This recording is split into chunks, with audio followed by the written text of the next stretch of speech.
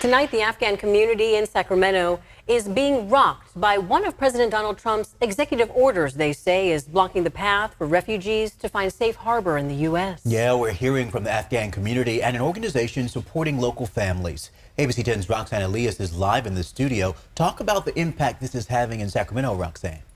Well, Chris and Laura, Opening Doors, an organization that helps refugees, says Sacramento has one of the most significant Afghan communities in the United States. Many of them have family members they're waiting to reunite with, but a pause on the US Refugee Admissions Program has put them in limbo.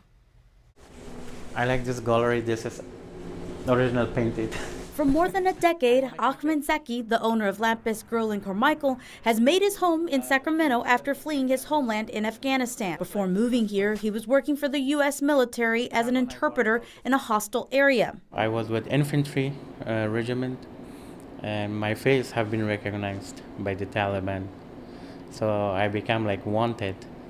Yeah. So if I got caught by them, they would have decapitated me or skinned me alive.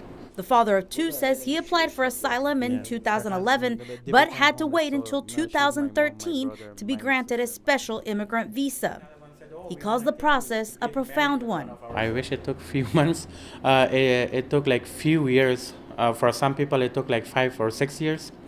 There was a lot of interpreters. They lost their life because they were waiting for their visa, but they never got it, and they lost their life when the Taliban decapitated them. Zaki fears this may be the fate of others in Afghanistan after President Donald Trump signed an executive order suspending the US Refugee Admissions Program last week. Opening Doors, a Sacramento-based nonprofit serving about 3,500 immigrants, refugees, and survivors of trafficking a year, says it's already seen the impact on local families. We so far have had the flights canceled of 83 individuals who were set to travel sometime between now and the end of February.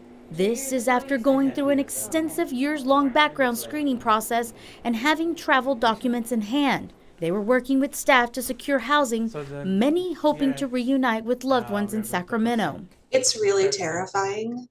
To be clear, these are people who have a well-founded fear of persecution and are at great risk of harm.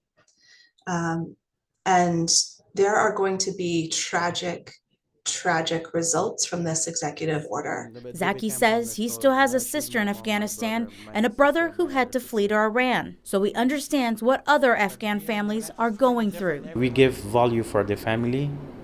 It's just the culture. It's just that's how we grow up.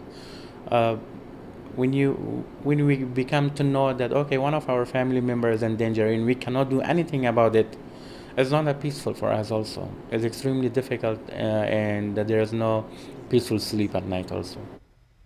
Opening Doors says it's now focused on providing support to the existing families in Sacramento who are hoping to be reunited. They say they don't have a lot of information to share, but they stay in close contact with those families and are trying to answer as many questions as they can. Chris, Laura? Okay, Roxanne, this is a developing story. Stay with us for updates and keep us posted as you learn more.